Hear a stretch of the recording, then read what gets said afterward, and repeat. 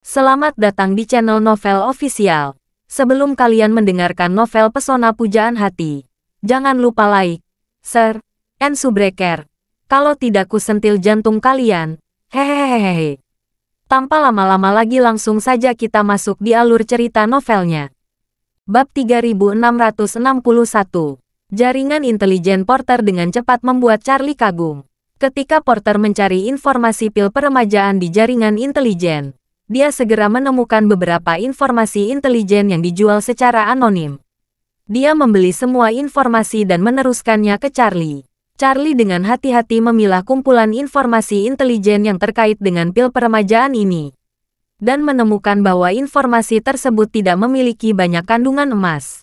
Ada 3 informasi yang lebih andal. Informasi pertama adalah, sekarang diketahui bahwa ada obat ajaib di dunia yang dapat menghidupkan kembali orang mati dan meremajakan yang lama, yang disebut pil peremajaan.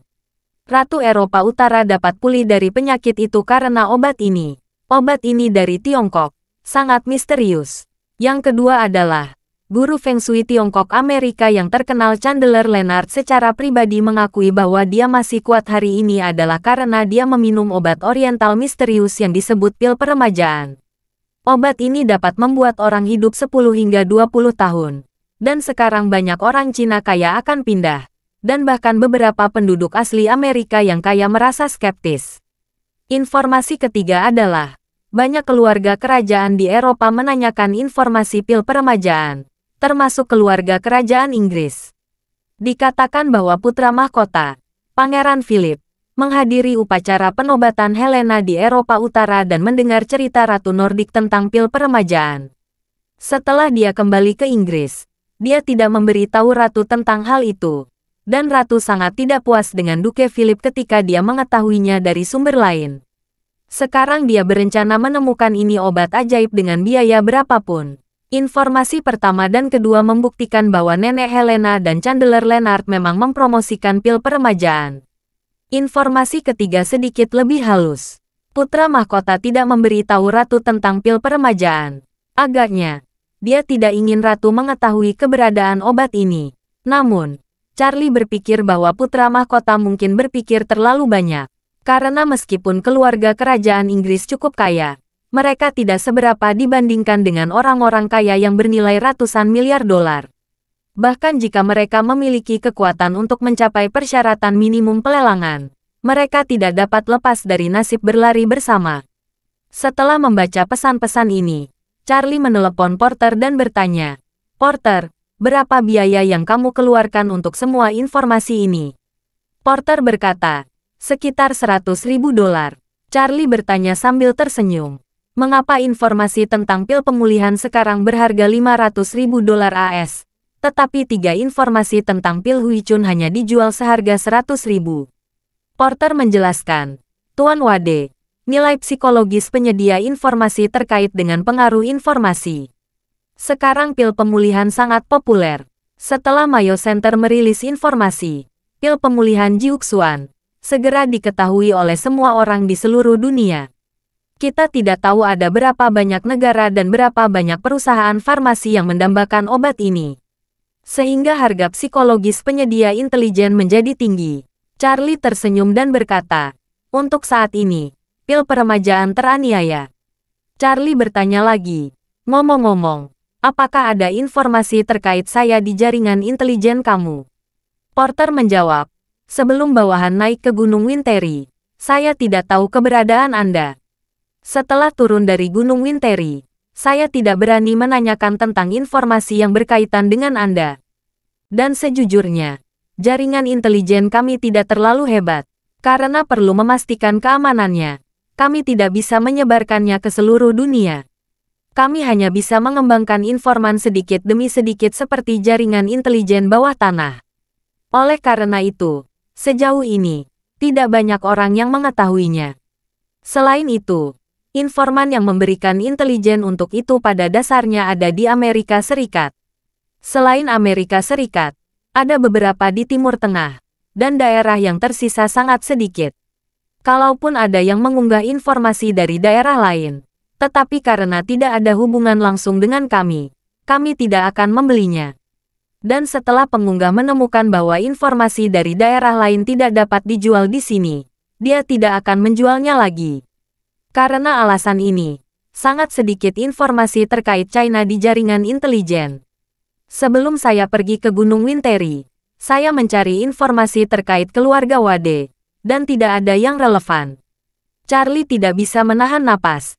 Jaringan informasi semacam ini memang akan memiliki situasi yang agak memalukan. Jika lebih sedikit orang yang tahu, keamanannya akan lebih tinggi, tetapi konten intelijen akan lebih sedikit. Tetapi jika lebih banyak orang yang tahu, keamanan akan sangat berkurang. Jika keamanan tidak dapat dijamin, tidak ada gunanya memiliki lebih banyak informasi. Ya, Porter berkata, kami telah mulai perlahan-lahan memperluas skala informan di Eropa beberapa waktu lalu, berharap untuk mencakup Eropa juga. Bab 3662, Charlie bertanya kepadanya, karena semua informan kamu dikembangkan secara offline, identitas mereka tidak dirahasiakan dari kamu. Ya, Porter menjelaskan. Kami tahu siapa mereka. Kami dapat memastikan bahwa mereka tidak akan dengan santai mengarang beberapa informasi palsu di jaringan intelijen dan menjualnya kepada kami. Namun, kami akan melakukan yang terbaik untuk melindungi informasi mereka, menjamin bahwa setelah mereka menjual informasinya kepada kami, hanya kami yang tahu, dan tidak ada orang lain yang dapat mengetahuinya. Porter berkata lagi, ngomong-ngomong, Tuan Wade, jika Anda tertarik dengan jaringan intelijen ini, bawahan akan memberi Anda paket instalasi perangkat lunak nanti. Lalu memberi Anda akun manajemen dengan otoritas tertinggi. Setelah itu, jika Anda mau mencari informasi apapun, Anda dapat langsung mengoperasikannya di dalam. Charlie berkata sambil tersenyum. Jika nyaman, itu akan bagus. Charlie benar-benar ingin mencari nama ayahnya di sistem ini untuk melihat apakah dia dapat menemukan informasi yang relevan. Porter dengan hormat berkata, Tuan Wade, seluruh istana Wanlong adalah milik Anda. Ini masalah sepele. Setelah itu, dia langsung berkata lagi, tunggu sebentar, saya akan mengirim paket instalasi kepada Anda. Kata sandi akun akan dikirimkan kepada Anda melalui SMS nanti. Sebelum dapat menggunakannya secara resmi, Anda perlu melakukan pengenalan wajah dan otentikasi kata sandi. Setelah itu siap digunakan, Charlie berkata dengan puas, oke, kirimkan kepadaku. Segera, Porter mengirim paket instalasi perangkat lunak ke Charlie. Setelah Charlie mengunduh dan menginstal perangkat lunak, kata sandi akun juga dikirim. Dia langsung masuk ke perangkat lunak, memasukkan kata sandi akun, melakukan pengenalan wajah dan otentikasi keamanan. Dan setelah semuanya diverifikasi, dia masuk ke latar belakang perangkat lunak. Halaman itu penuh dengan pesan bergulir dalam bahasa Inggris, masing-masing dengan ringkasan sederhana, seperti perkembangan terbaru Gedung Putih di Timur Tengah, perubahan terbaru di Blackwater Company, dan seterusnya. Charlie mengklik item Blackwater Company. Setelah masuk, ada antarmuka yang mirip dengan pesan teks, yang berbunyi, baru-baru ini, staf internal Blackwater Company memiliki kecenderungan untuk berubah, melibatkan pemimpin nomor 2 dan nomor 3. Informasi ini mencakup informasi lengkap tentang semua perubahan, dengan harga $300.000. Di bawah buletin ini, ada dua opsi. 1. Berbicara dengan pengirim. Yang lainnya adalah pembelian langsung. Jika memilih berbicara dengan pengirim, akan masuk ke antarmuka obrolan. Jika mengirim informasi ke pihak lain akan segera menerimanya. Jika memilih untuk membeli secara langsung, sistem akan langsung mengirimkan cryptocurrency senilai $300.000 Amerika Serikat ke e-wallet pihak lain. Pembayaran akan dilakukan sesuai dengan nilai tukar real-time. Jika setelah berkomunikasi dengan pihak lain, harga baru dinegosiasikan, seperti $100.000, maka penjual informasi akan mengubah harga di latar belakangnya, dan pembeli hanya perlu membayar setelah harga revisi pihak lain untuk menyelesaikan transaksi. Proses dan logika seluruh transaksi sebenarnya mirip dengan transaksi antara pedagang dan pembeli di situs e-commerce. Charlie kembali ke beranda perangkat lunak dan mencoba mencari namanya di bilah pencarian. Tidak ada informasi yang terkait dengannya di hasil. Dia mencari nama ayahnya Curtis, Juga tidak ada hasil. Charlie tidak bisa menahan sedikit kecewa. Namun setelah dipikir-pikir, sudah hampir 20 tahun sejak ayahnya meninggal, dan jaringan informasi Porter baru beroperasi beberapa tahun. Wajar jika tidak ada informasi tentang ayahnya. Meskipun jaringan informasi ini tidak dapat membantu menemukan kebenaran tentang penyebab kematian orang tuanya, itu pasti akan sangat berguna baginya dalam memimpin keluarga Wade ke dunia di masa depan. Bab 3663. Dalam 2 hari berikutnya, sejumlah besar anak Albert berkumpul di bandara dan stasiun kereta berkecepatan tinggi. Mereka melakukan berbagai penyamaran, diam-diam memotret semua orang asing yang memasuki Aurus Hill. Lalu kumpulkan foto-foto itu ke Ishak. Lebih dari menonton tentara istana Wanlong bersembunyi di dekat pabrik Jiuxuan Pharmaceutical, menyaring setiap orang mencurigakan yang muncul. Namun, setelah Sunpei Nakamura dan rombongannya datang ke Aurus Hill, mereka tidak segera pergi ke sekitar Jiuxuan Pharmaceutical. Yang mereka lakukan pertama kali adalah menyewa villa di pinggiran Aurus Hill. Lalu menunggu pemerintah Amerika Serikat menggunakan saluran khusus untuk menyelesaikan berbagai peralatan percobaan yang mereka butuhkan. Pada saat yang sama, popularitas pil pemulihan Jiuxuan terus meningkat. Karena penelitian dan pengembangan terbalik tidak berhasil, Amerika tidak berani mencapai kesepakatan yang dicapai antara Smith dan Charlie. Oleh karena itu, Mayo Center masih merilis perubahan fisik Jimmy setelah meminum pil pemulihan Jiuxuan setiap hari.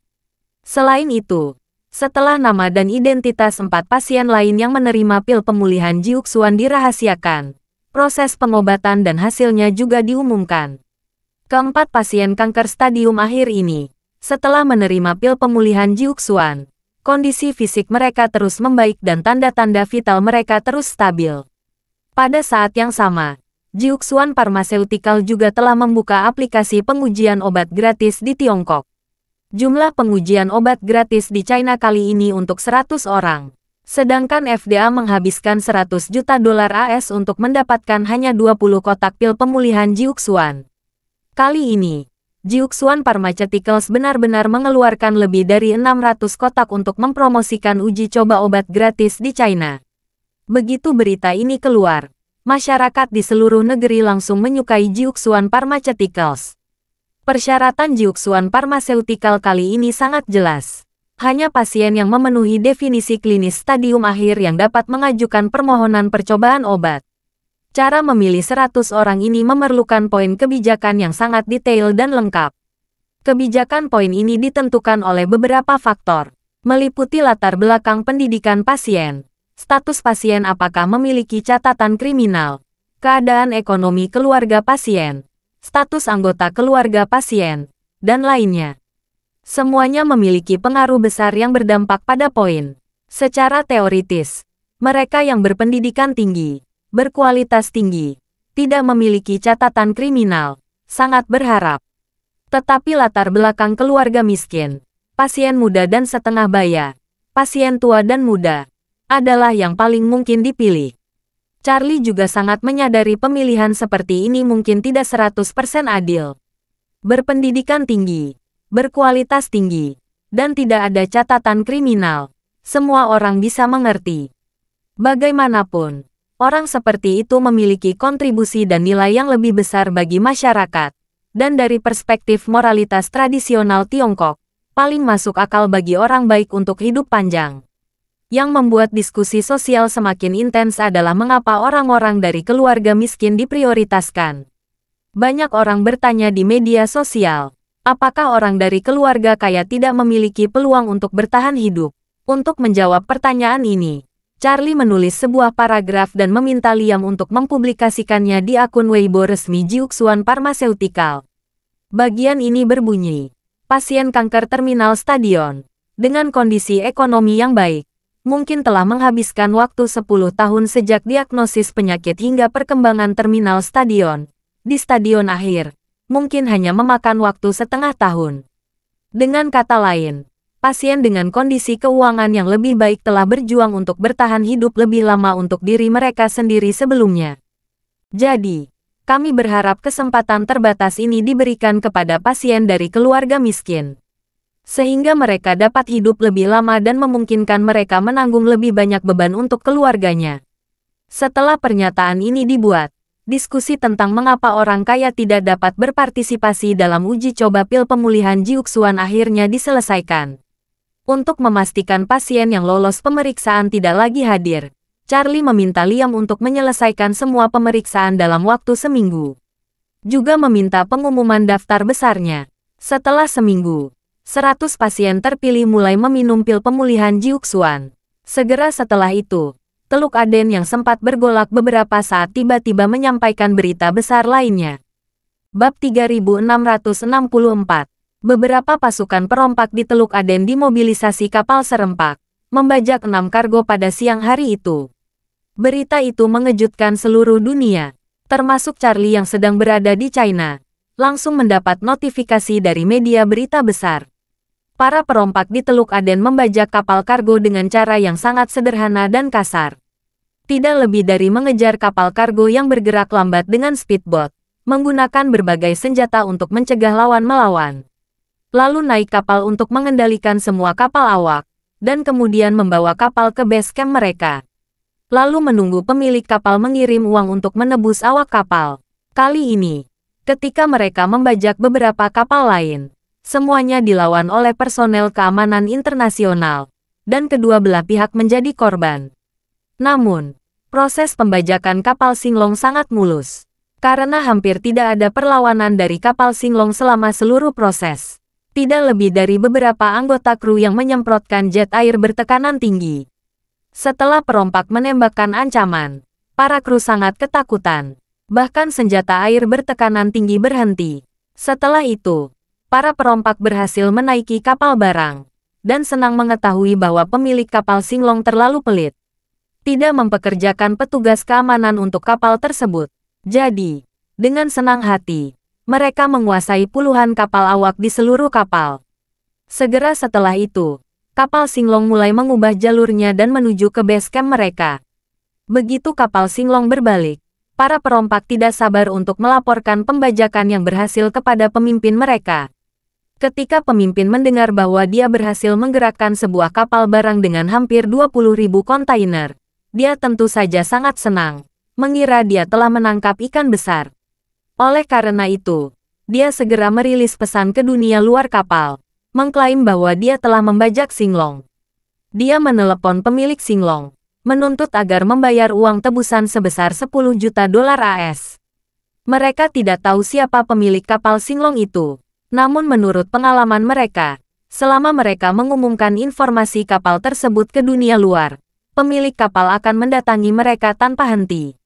Menurut pengalaman masa lalu, setelah yakin bahwa kapal tersebut memang telah dibajak, pemilik akan segera berkomunikasi dengan pimpinan organisasi perompak. Meminta agar di satu sisi tidak merugikan awak kapal, dan di sisi lain melakukan tawar-menawar harga. Bajak laut mampu melakukan pembajakan, tetapi pemilik kapal tidak bisa. Sekarang harga pengiriman begitu tinggi. Mereka berharap bisa mendapatkan 100 juta dolar AS dalam satu perjalanan. Jika tertunda beberapa saat karena dibajak, pendapatan transportasi akan mengalami kerugian besar. Dan juga pemilik kapal, kargo harus memberi kompensasi atas keterlambatan tersebut. Terkadang, kerugian yang disebabkan oleh tertundanya satu hari bisa melebihi beberapa juta dolar. Tapi yang tidak diharapkan oleh pemimpin bajak laut itu adalah Ito Shul Shipping Group dari China. Pemilik kapal Singlong tidak segera menghubungi mereka. Sebaliknya, Charlie segera menerima telepon dari Autung. Begitu telepon tersambung, dia berkata dengan gugup, "Tuan Wade, kapal kita dibajak." "Ya," Charlie sedikit tersenyum. "Aku membaca beritanya." Autung berkata dengan cemas, "Perampok meminta uang tebusan 10 juta dolar AS. Saya belum menjawab mereka. Bukankah Anda sudah mengatur orang-orang Istana Wanlong untuk mengawal kapal kita? Kapal ini baru saja melapor 8 jam yang lalu, mengatakan bahwa tentara Istana Wanlong sudah naik ke kapal. Bagaimana hal seperti itu bisa terjadi?" Charlie tersenyum dan berkata, "Ini permintaanku ke Istana Wanlong." Autung tercengang dan berkata, "Mengapa?" Charlie tersenyum dan berkata, "Jangan khawatir. Kapalnya pasti akan baik-baik saja." Untuk penjelasannya, kamu akan segera mengetahuinya. Bab 3665. Pada saat yang sama, pemimpin bajak laut yang membajak kapal Singlong menunggu di base camp selama lebih dari 1 jam. Tetapi mereka masih tidak mendapat tanggapan apapun dari isu shipping. Sikap acuh tak acuh dari Itoshio Shipping Group ini adalah yang pertama kali dia temui dalam 20 tahun pengalaman pembajakannya. Apalagi dia telah menjadi bajak laut selama 20 tahun. Dan itu adalah pertama kalinya dia merampas kapal dengan tonase sebesar itu. Namun pada akhirnya dia diabaikan oleh pemilik kapal, yang membuatnya langsung kehilangan kesabaran. Dia mondar-mandir di pos komandonya, mengutuk di mulutnya. Apakah perusahaan isu shipping ini bodoh? Mengapa tidak menanggapi permintaan saya sampai sekarang? Seorang tentara dengan AK di sebelahnya berkata, "Bos, saya kira mereka ingin menunda sebentar. Jadi mereka bisa menawar." Menawar, pemimpin bajak laut mencibir dengan jijik. Ini kapal besar, hampir berisi penuh 20.000 kontainer dan dikirim ke Eropa. Ada banyak barang bagus di dalamnya. Mereka bahkan tidak berpikir untuk memotong 1 sen pun. Jika mereka tidak membayar uangnya, saya akan membuka semua 20.000 kontainer. Prajurit itu berkata dengan malu-malu, "Bos, hanya ada 1 derek di dok kita, dan hanya dapat mengangkat 1 kontainer dalam 1 waktu. Bagaimana bisa menurunkan lebih dari 20.000 kontainer?" Pemimpin bajak laut tersenyum dan berkata, "Tidak sesederhana itu. Buka saja kontainer itu di laut. Simpan barang-barang berharga dan buang kontainer ke laut. Dan lemparkan saja barang-barang yang tidak berharga." Prajurit itu berkata dengan bersemangat, "Ada banyak kontainer. Saya tidak tahu apakah kita bisa mendapatkan sesuatu yang bagus." Pemimpin bajak laut mencibir dan berkata, "Jangan khawatir. Pasti ada banyak barang bagus. Mungkin saja ada beberapa mobil sport Porsche." Prajurit lain di sebelahnya dengan tergesa-gesa berkata, "Bos, kapal itu pergi dari China ke Eropa. Porsche dibuat di Eropa. Kemungkinan ada Porsche di kapal itu hampir nol." Pemimpin bajak laut menamparnya dengan keras dan mengutuk, "Sial, aku membuatmu terlalu banyak bicara. Apakah kamu satu-satunya yang tahu banyak?" Prajurit yang ditampar wajahnya segera mundur beberapa langkah dan menundukkan kepalanya dengan ekspresi sedih. Saat ini, kapal Singlong yang dibajak oleh bawahannya tiba-tiba mengirimkan pesan melalui radio. Di radio, seorang pria aneh berkata, "Siapa Badar? Minta dia berbicara dengan saya." Pemimpin bajak laut itu tertegun sejenak, mengerutkan kening dan berkata, "Siapa yang bicara?" Seorang komunikator yang menjaga di depan stasiun radio menggelengkan kepalanya dengan tatapan kosong dan berkata, "Sepertinya dikirim dari kapal kargo China yang kami bajak, suaranya bukan dari orang kita." "Sialan," pemimpin bajak laut Badar membentak dengan marah. "Apakah otak mereka dimakan anjing? Mengapa ada yang mengungkapkan namaku kepada orang lain?" Saat dia mengatakan itu, dia sudah berjalan ke radio, mengulurkan tangan dan mengambil komunikator, dan bertanya dengan suara dingin, "Apakah ini pertama kalinya kamu membajak sebuah kapal? Mengapa kamu membiarkan seorang sandera berbicara kepadaku secara langsung?" Sebuah cibiran datang dari ujung lain stasiun radio. Dan kemudian pihak lain berkata dengan penuh paksaan, "Saya ingin memberi tahu Anda. Istana Wanlong telah mengendalikan semua 8 bawahan kamu. 2 di antaranya sekarang mati karena keras kepala dan melawan. Mereka dibunuh oleh pihak kami. Anda harus menebus 6 orang yang tersisa dengan 6 juta dolar. Atau akan menanggung akibatnya." "Apa?" Badar tercengang. Dan langsung mengutuk, "Siapa kamu? Beraninya menyerang orang-orangku? Kupikir kamu lelah hidup." Pihak lain berkata dengan dingin, "Sudah kubilang, aku dari Istana Wanlong. Aku tahu Somalia sangat terbelakang. Anda belum pernah mendengar Istana Wanlong, kan?" Baru kemudian Badar sadar kembali, dan hatinya terkejut. Dia tidak pernah menyangka Istana Wanlong yang terkenal di dunia tentara bayaran akan ada hubungannya dengan kapal kargo yang dia bajak. Dia tanpa sadar bertanya, "Apa hubungan bisnis saya dengan Istana Wanlong?" Bab 3666. Pihak lain berkata dengan dingin, "Istana Wanlong sekarang telah secara resmi memulai pengawalan bersenjata di Teluk Aden. Jika orang-orangmu berani menyerang kapal barang yang Istana Wanlong kawal, maka istana Wanlong tidak akan pernah lunak. Sial, Badr telah berpengalaman selama 20 tahun, dan dia tidak pernah diancam oleh orang seperti ini. Dia segera menjadi marah dan memarahi dengan gigi terkatup. Saya tidak peduli Anda dari istana Wanlong atau organisasi tentara bayaran lainnya. Saya sudah berada di sini selama 20 tahun. Siapa yang berani berbicara seperti itu kepada saya? Kalau Anda tidak membiarkan orang-orang saya pergi, selama itu adalah kapal barang yang dikawal oleh istana Wanlong, saya akan membunuh semua orang di kapal. Badr tidak takut dengan istana Wanlong. Itu karena dia dianggap sebagai panglima perang di Teluk Aden, dengan timnya sendiri dan markasnya sendiri. Dia memiliki ribuan orang, puluhan perahu, setiap prajurit bersenjata lengkap, yang sudah menjadi keberadaan setinggi langit di daerah tersebut. Jadi dia tentu saja tidak memerhatikan istana Wanlong. Jangankan istana Wanlong, bahkan armada pengawal Rusia Utara yang ganas pun dia tidak takut. Dalam 2 tahun terakhir, kapal perang pengawal Rusia Utara membom dan menenggelamkan 3 speedboatnya, karena dia membajak kapal dagang Rusia. Selain mengkhawatirkan anak buahnya menghadapi kapal perang di laut, dia benar-benar tidak perlu takut. Pengawal Rusia Utara bertempur dengan sangat sengit, dan mereka hanya bisa berkeliaran di laut lepas dan tidak berani memasuki perairan teritorial. Badr merasa selama dia tinggal di garis pantai, tidak ada yang perlu ditakuti. Pada saat ini, prajurit istana Wanlong di ujung lain dari sistem komunikasi berkata dengan sangat serius, "Saya memberi Anda waktu 3 detik untuk menarik kembali apa yang baru saja Anda katakan dan meminta maaf atas apa yang baru saja Anda katakan. Atau istana Wanlong akan segera menghukum Anda dan menyatakan perang." Sialan, Badr memarahi dengan gigi terkatup. "Kamu pikir aku takut padamu? Tunggu, mulai sekarang. Siapapun yang berani mempekerjakanmu sebagai pengawal di Istana Seribu Naga akan saya bunuh.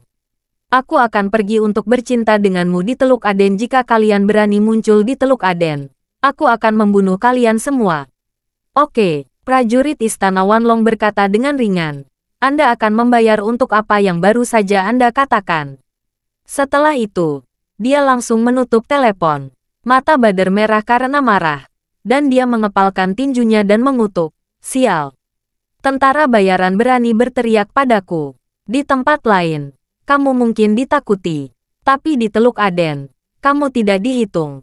Setelah selesai berbicara, dia langsung berkata kepada tentara di sampingnya, "Segera keluarkan peringatan kepada semua perusahaan pelayaran di dunia. Kapal apapun yang berani mempekerjakan istana Wanlong untuk mengawal, aku, Badr, akan membunuhnya." Prajurit itu berkata dengan cemas, "Bos, istana Wanlong memiliki puluhan ribu tentara bayaran terlatih. Terlalu terburu-buru menyatakan perang terhadap mereka." Badr menendangnya, lalu melangkah maju untuk menginjak wajahnya, mengeluarkan pistol dan mengarahkannya ke dahinya. Dia meraung, "Apa yang kamu bicarakan di sini? Kamu yang perintah atau aku perintah?" Prajurit itu menjadi pucat karena ketakutan. Dia cepat-cepat memohon belas kasihan. "Bos, aku terlalu banyak bicara. Tolong jangan marah. Aku akan mengirimkan peringatanmu." Badr mengangkat kakinya dan menginjak dadanya dengan keras, dan segera mendengar suara tulang rusuk patah. Prajurit itu berguling-guling kesakitan. Sementara Badr memandang orang lain di sekitarnya dengan wajah muram, lalu berkata, "Kalian semua berpikir bahwa aku terlalu tinggi. Itu sebabnya aku menyatakan perang terhadap istana Wanlong, kan?" Semua orang segera menundukkan kepala, dan tidak ada yang berani menatap matanya. Badr mendengus dingin saat ini, dan berkata dengan wajah kesal, "Kamu bajingan. Kamu sama sekali tidak tahu strategi apa. Jika aku takut padanya hari ini, istana Wanlong akan menyebarkan berita bahwa istana Wanlong kuat di Teluk dari Aden. Reputasi penakwal pasti akan menjadi hit, dan semua pemilik kapal akan segera menyewa mereka untuk mengawal. Lalu apa yang harus kita lakukan? Haruskah kita mengambil jalan memutar saat melihat istana Wanlong? Melihat tidak ada orang yang berani berbicara, Badr berkata dengan suara dingin yang angkuh, "Saya menyatakan perang terhadap istana Wanlong, dan mengeluarkan kata untuk membunuh semua kapal yang menyewa istana Wanlong, adalah untuk membuat semua kapal menjaga jarak dari istana Wanlong. Istana Wanlong memang sangat kuat di bidang tentara bayaran. Tapi di Teluk Aden, tidak ada ruang bagi mereka untuk bermain. Tidak peduli seberapa kuat mereka, mereka tidak akan dapat membuka satu kapal perang pun. Jadi apa yang harus saya takuti? Selama saya dapat membuat Istana Wanlong tidak menguntungkan di Teluk Aden, mereka, tentara bayaran, akan mundur secara sukarela. Bab 3667. Segera, industri perkapalan dunia menerima pesan yang sangat mengejutkan. Organisasi bajak laut yang dikenal sebagai Hiu Hitam mengeluarkan peringatan kepada masyarakat bahwa tidak ada perusahaan pelayaran yang diizinkan untuk bekerja sama dengan Istana Wanlong dalam pengawalan bersenjata. Atau mereka akan mengambil tindakan ekstrim untuk membalas. Segera setelah berita ini keluar, hal pertama yang mengejutkan seluruh industri perkapalan adalah, tanpa diduga, organisasi tentara bayaran yang kuat dan terkenal seperti Istana Wanlong mulai terlibat dalam pengawalan bersenjata. Apalagi mendengarkan pesan yang dikeluarkan oleh Hiu Hitam tersebut, nampaknya keduanya sudah mengikat janji. 10 menit kemudian, Istana Wanlong juga secara resmi mengeluarkan pernyataan singkat. Hanya terdiri dari beberapa kata sederhana. Dewa memblokir dan membunuh dewa. Buddha memblokir dan membunuh Buddha. Seluruh industri perkapalan terkejut. Untuk pertama kalinya, organisasi tentara membayar coba-coba pengawalan bersenjata. Apalagi reputasi Istana Wanlong memang luar biasa. Perusahaan, pemilik kapal, dan praktisi di bidang perkapalan tidak sabar melihat siapa yang akan tertawa terakhir. Pada saat yang sama, di perairan Teluk Aden, kapal Singlong sedang berlayar dengan kekuatan penuh, menuju Laut Merah. Dan beberapa tentara Istana Wanlong di atas telah melucuti 6 perompak di geladak. Pada saat ini, perompak ke-6 tidak menyadari bahwa bencana sudah dekat. Sebaliknya, mereka tampak tidak puas. Semua mencibir dan melontarkan, seolah-olah mereka bisa melawan tentara Istana Wanlong kapan saja. Salah satu dari mereka meletakkan kepalanya di tangannya dan berkata dengan arogan, "Jika Anda memakai akal, biarkan kamu pergi. Atau kami akan membuat Anda membayar harga yang lebih menyakitkan. Banyak armada pengawal yang menangkap kami sebelumnya, tapi tidak satu pun dari mereka yang berani melakukan sesuatu pada kami." Apa yang dikatakan bajak laut itu memang benar. Di Teluk Aden, pembajakan menjadi masalah yang sangat sulit bagi konvoi barang. Hak yang diberikan PBB kepada armada pengawal adalah untuk melindungi kapal barang. Umumnya hanya mengusir para perompak, bukan memanjang perompak. Ada juga alasan yang sangat mendesak untuk ini. Jika pertarungan terlalu sengit, para perompak akan membalas kapal dagang mereka. Lagi pula, armada pengawal terbatas. Tidak mungkin melindungi setiap kapal dagang tepat waktu. Selain itu, jika mereka menangkap perompak, mereka akan menghadapi situasi yang mengerikan. Karena tidak memiliki kekuatan penegakan hukum dan tidak ada cara untuk mengandalkan mereka. Tidak peduli negara mana yang mengawal Teluk Aden, mereka jauh dari daratan. Mereka sangat meremehkan Teluk Aden, karena perompak tidak memiliki penegakan hukum. Oleh karena itu, jika mereka menangkap para perompak, operasi pada dasarnya adalah mencari waktu untuk berlabuh dan melepaskan mereka.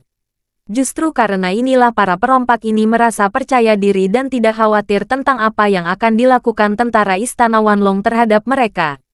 Namun, mereka meremehkan Istana Wanlong. Ketika Porter menerima perintah dari Charlie untuk melakukan pengawalan bersenjata, dia telah menyampaikan permintaan Charlie kepada semua orang. Karena itu adalah pasukan bersenjata, mereka harus terkenal dan bergaya. Oleh karena itu, mereka telah melakukan semua persiapan, dengan hati-hati menyiapkan hadiah khusus untuk para perompak ini. Setelah mengantar 6 perompak ke geladak, Kapten tim pengawal Istana Wanlong berkata kepada ke-6 orang itu, "Karena bos kalian tidak mau membayar uang tebusan, dalam semangat kemanusiaan, kami mengirim kalian pergi. Saya harap kalian mau memikirkan diri sendiri dan memperbaiki kejahatan mulai saat ini."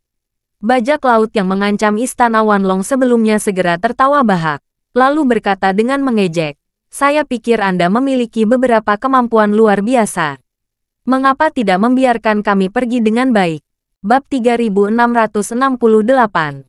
Kapten Istana Wanlong tersenyum kecil, dan berkata, Jika kami tidak membiarkan kalian pergi, apakah kalian masih diperbolehkan makan makanan kami dan minum air tawar kami di atas kapal?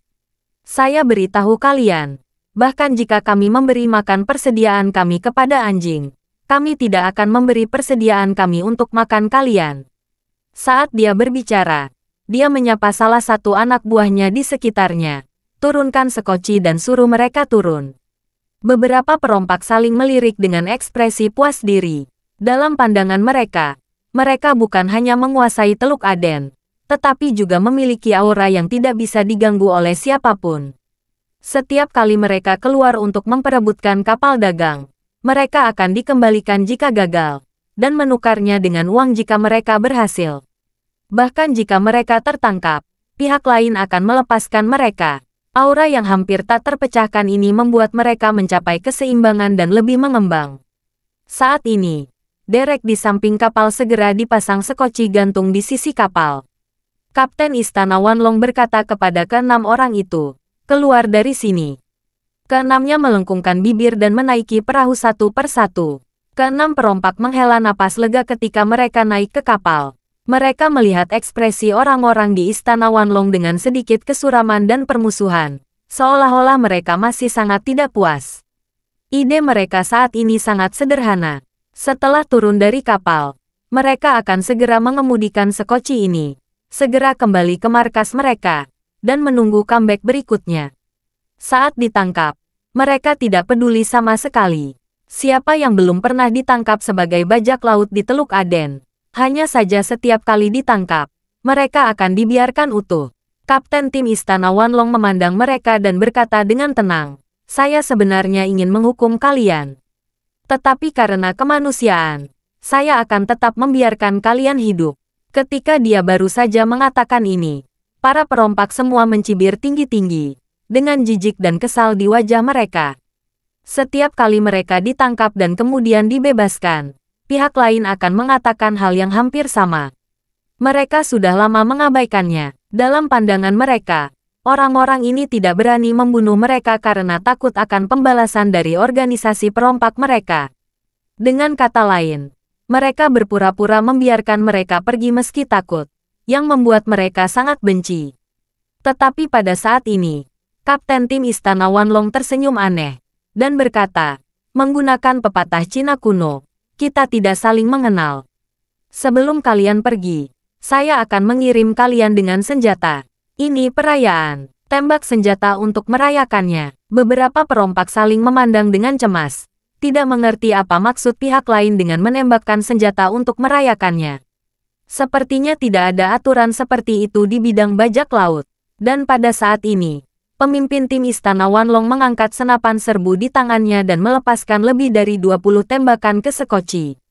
Tiba-tiba ada ledakan tembakan, dan gerombolan perompak mengira pihak lain akan membunuh mereka dengan sengaja, dan melarikan diri dengan sekoci ketakutan, menangis dengan keras. Namun, ketika tembakan berhenti, mereka perlahan membuka mata mereka, dan mengira semua orang telah ditembak. Tepat ketika mereka menghela napas lega, mereka menemukan bahwa peluru pihak lain tadi membuat puluhan lubang di bagian bawah sekoci, serta menghancurkan mesin di bagian belakang sekoci menjadi besi tua. Dan Kapten Istana Wanlong, setelah semua peluru tertinggal, berkata kepada 6 perompak dengan muka serius, "Setelah kembali, kalian harus berubah pikiran dan menjadi orang baru." Keenam perompak itu masih belum puas, tetapi pada saat ini mereka menjadi sangat panik. Salah satu dari mereka berseru dengan panik, "Sial, dasar bajingan, kamu tidak menembakkan senjata untuk mengantar kami pergi. Sialan, kapalnya bocor dan mesinnya sengaja dirusak. Itu dimaksudkan untuk membunuh kita." Bab 3669. Pemimpin tim Istana Wanlong berkata dengan wajah serius, "Apa yang kamu bicarakan? Kamu datang untuk menggerakkan kapal barang yang kami kawal. Kami tidak membunuh kalian, hanya memberi kalian sekoci. Kalian bilang aku ingin membunuh. Kalian bahkan tidak memproduksi. Bahkan jika kami menjual 6 bajingan, itu tidak sebanding dengan sekoci." Bajak laut itu berteriak dengan marah. "Kalau begitu kalian, lakukan sampai akhir. Setidaknya tinggalkan mesin agar kami bisa kembali ke pangkalan." Pemimpin tim tersenyum dan berkata, "Tidak apa-apa. Saya pikir markas kalian hanya berjumlah lebih dari 100 juta laut. Kalian bisa mendayung." Mendayung kembali. Perompak itu menangis. Menangis dan memprotes. "Bahkan jika kita benar-benar mendayung mundur, itu akan memakan waktu setidaknya beberapa hari. Kami tidak punya makanan dan air minum. Apa yang akan kami lakukan untuk kembali hidup-hidup?"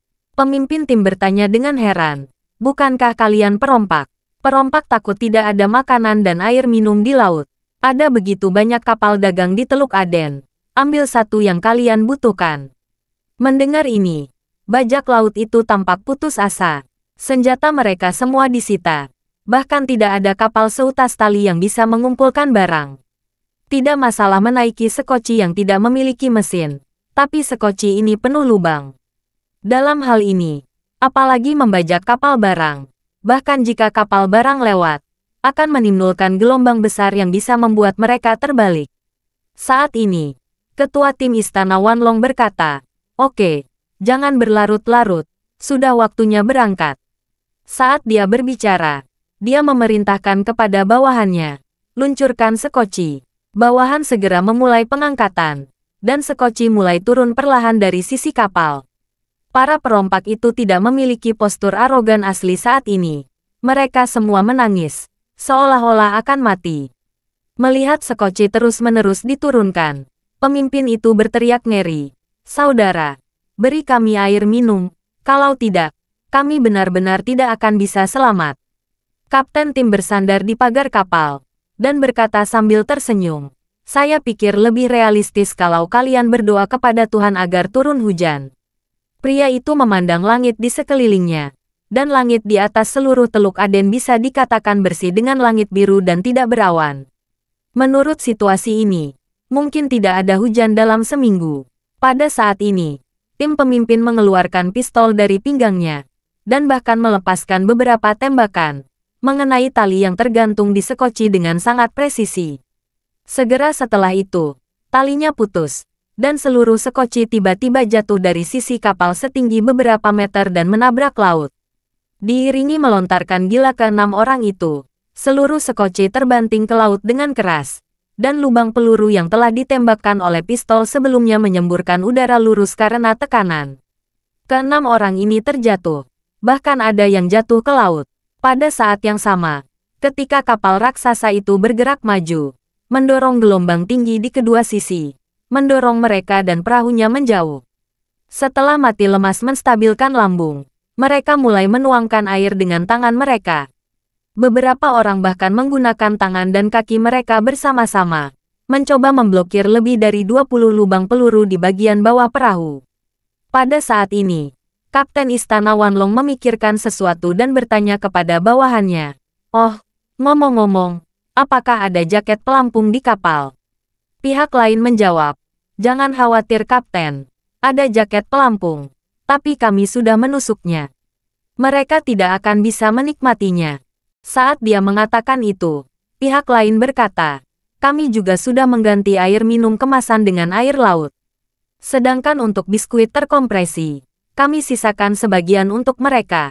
Tetapi semakin banyak mereka yang makan, semakin membuat mereka kelelahan. Jadi mungkin lebih baik makan sedikit."